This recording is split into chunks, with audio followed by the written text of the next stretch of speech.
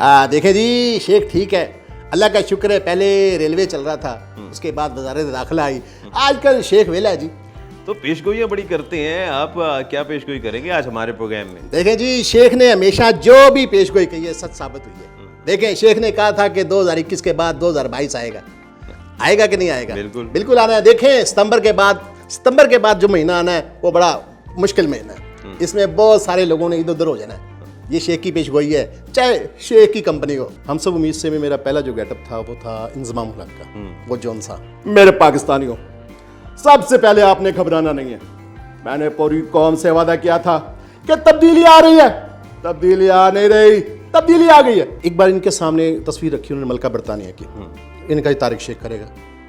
और मैं चूंकि थका हुआ था, मैं दिन में 5-7 गेटअप मेरे होते थे, मैंने कहा यार मैंने नहीं करना। तो कादर कहेंगा तू करेगा, मैं कहा यार मैंने नहीं करना। तो मैंने कभी देखा नहीं उसे। उन्होंने मुझे जब बना दिया, उसके बाद 2 मिनट के लिए आप मलका बरतानिया को देखें।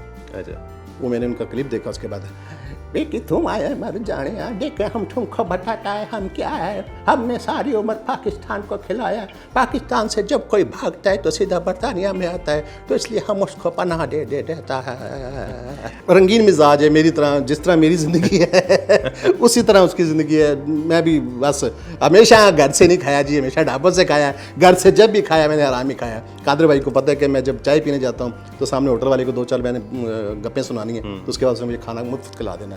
देखें जी, क्या महंगाई पे तबसरा करें। शेख एक सिगार ही पीता है, वो भी एक उमंद है, 600 रुपये का कर दिया जी।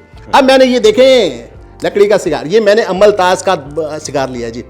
महंगाई से सब दुनिया जो है महंगाई से तंग है। मैं तो गुजारिश करूंगा जी, पहली हुकूमत ही आ जाए, कम से कम महंगाई तो कम थी।